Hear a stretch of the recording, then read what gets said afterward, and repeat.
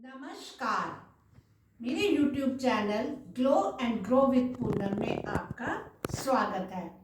तो कल हमने बात की थी कि बच्चे शरारती क्यों होते हैं।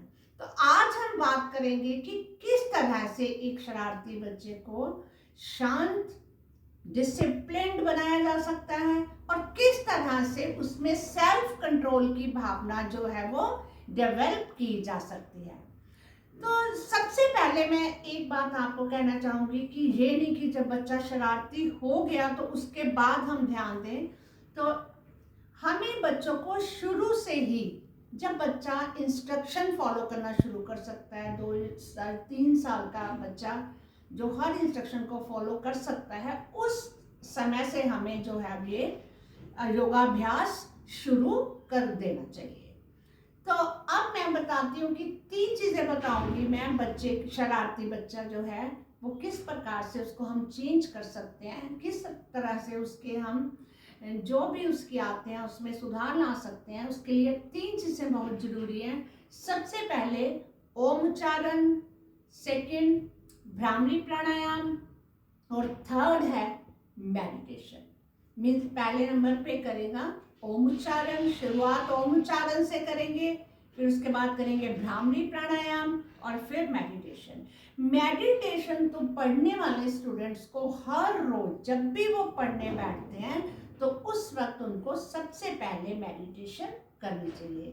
क्योंकि आप जैसे हम एक गेम खेलते हैं, गेम की प्रेपरेशन के लिए हम उससे पहले क्या करते हैं, वार्मिंग अप एक्सरसाइजेस करते हैं। तो हम अपनी बॉडी को पढ़ने के लिए तैयार करते हैं। इसी प्रकार से जब हमने अपने आप को पढ़ने के लिए तैयार करना है, पढ़ने के लिए बैठना है एक बच्चे ने, उससे पहले उसको अपने आप ही अपने मेंटली फिजिकली उसको तैयार करना है। तो उसके लिए मेडिटेशन बहुत इम्पॉर्टेंट है। तो जब भी बच्चा पढ़ने बैठता है उससे पहले जितनी भी उसकी कैपेसिटी है, 2 मिनट से शुरू करे, 3 मिनट 4 मिनट जितनी देर वो कर सकता है उसे जरूर करना चाहिए। तो अब बताऊंगी सबसे पहले ओम उच्चारण की विधि। हमने वही ये मुद्रा बना के इस प्रकार से बैठेंगे और बिल्कुल सीधा धड़ सीधा और आईज क्लोज रहेंगी। सबसे पहले हम लंबी सांस भरेंगे जिसे इनहेलेशन कहते हैं। इनहेल करते हुए हमें जो हमारा पेट है वो बाहर की तरफ आना चाहिए। जब एक्सहेल करते हैं तो पेट अंदर जाना चाहिए। आमतौर पे हम ये गलत करते हैं।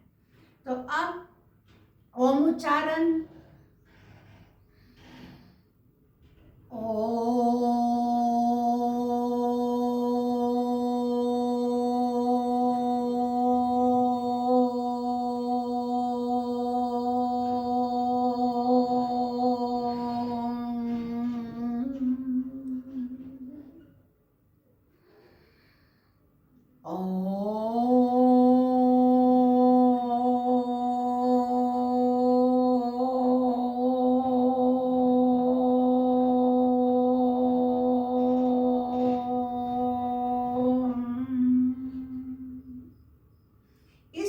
से 5 या 7 बार जितने भी टाइम बच्चा करता है उसको जरूर करवाएं। अब हम भ्रामरी प्राणायाम, भ्रामरी प्राणायाम में हमने इस प्रकार से थंब के साथ अपने दोनों ये क्लोज कर देनी है, ईयर्स और आईज भी इस प्रकार से क्लोज कर देनी है। आंखें और कान दोनों बंद होने चाहिए। और फिर और गर्मियों में तो बहुत ज़रूरी है और इससे हमारे जो वोकल कोर्ड्स के लिए भी ये बहुत अच्छा है। जो अच्छा सिंगर बनना चाहते हैं उनके लिए भी ये भ्रामरी प्राणायाम बहुत बेनिफिशियल है। तो अब हम इस प्रकार से लंबी सांस लेंगे, गहरी सांस लेंगे। सांस छोड़ते हुए हमें आवाज निकालनी है जिस प्रकार से भंवरे की गूंजने की आवाज होती है। आप महसूस करेंगे जब थ्रॉट में से आवाज निकले।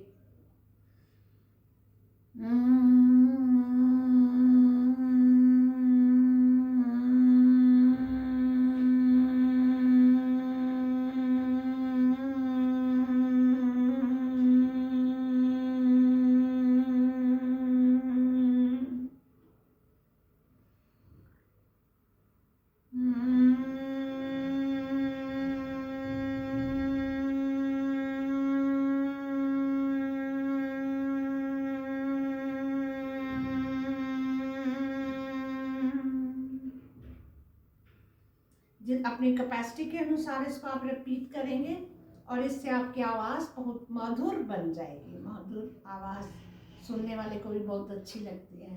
तो उसके बाद आप मेडिटेशन बच्चा दो तरह से, या तो आप ऐसे कीजिए कि बच्चे को बोले कि वो आराम से इस तरह मुद्रा बना के बैठे और उसके बाद अपनी सांस पे कंसंट्रेट करें, जैसे आइज क्लोज करके कि मैं सांस ले रहा हूँ, छोड़ रहा हूँ।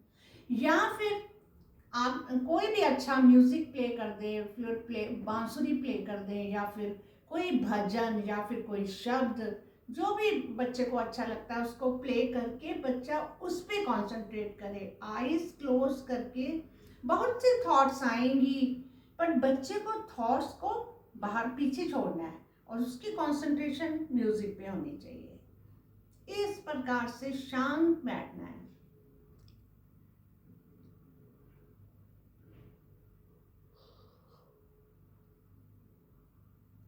Breathing normal. तो इस प्रकार से जितनी देर आप 2 मिनट से स्टार्ट करें, 3, 4, 5, 6, 7, 8, जितने मिनट तक बच्चा बैठ सकता है उतना ही अच्छा है।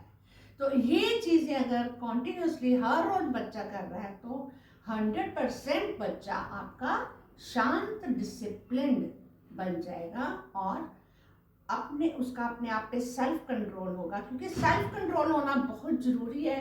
अगर कोई भी काम गलत तभी करते हैं हम जब हमारा अपनी सेंसेस पे, अपने इंद्रियों पे कंट्रोल नहीं है। सो आज के लिए बस इतना। धन्यवाद। कल फिर मिलेंगे।